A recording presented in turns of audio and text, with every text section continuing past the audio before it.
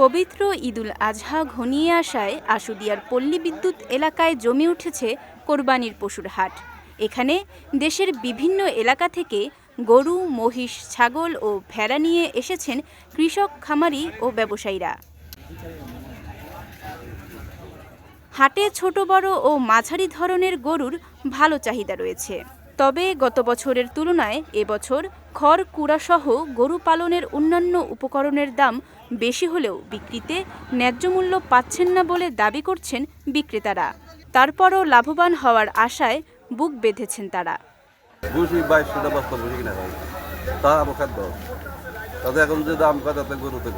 যে খরচ হয়, পরিশ্রম হয়, সেই তুলনায় তো গরুর আসলে বাজার মূল্য পাওয়া যায় না। দাম দর হইতেছে আর কি, আশা করা যায় আট ভালো হবে।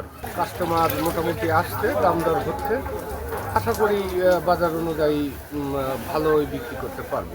এই গরু বাছুর কিনে নিয়ে আসিয়া যদি যে দামে কিনে নিয়ে আসে তার সাথে যদি কম দাম বলে মনের দিক দিয়ে শান্তি হয়। আশা করছি যে বাজার একটু ভালো হলে আমার একটু পোষাইতে বা আমরা একটু বাঁচতাম। এদিকে বাজেটের মধ্যে পছন্দের কোরবানির গরু খুঁজতে ঘন্টার পর ঘন্টা সময় ব্যয় করছেন ক্রেতারা। ভাই আইসি বাজারে গরু কিনতে বললে গরু তো যে দাম কইলে তারা খালি উপরে ওঠে, দাম কইলে উপরে ওঠে, নিচে নামে না। তো যদি যেটা ভাগ্যে থাকে এটা নিয়ে যাব। আমি আসছি গরু কেনার উদ্দেশ্যেই, এখন দেখতেছি যদি ভালো হয়, দামে বনাবনি হয়ে যায় তাহলে অবশ্যই একটা বা দুইটা নিয়ে যাব।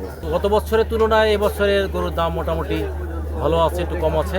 যারা ক্রেতা আছে তারা মোটামুটি গরুর এতে খুশি। আর বর্তমানে এখানকার যে আইন শৃঙ্খলা খুব সুন্দর।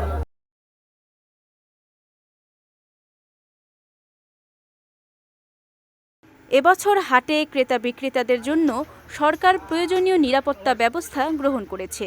সেই সঙ্গে অসুস্থ গরু ছাগলের তাৎক্ষণিক চিকিৎসায় হাটগুলোয় ভেটেরিনারি ক্লিনিকের ব্যবস্থা করা হয়েছে। সব মিলিয়ে এবারের কোরবানি উপলক্ষে হাটে হাটে ব্যতিক্রমী উদ্যোগ গ্রহণ করেছে সরকার। বিজয় টিভি নিউজ ডেস্ক।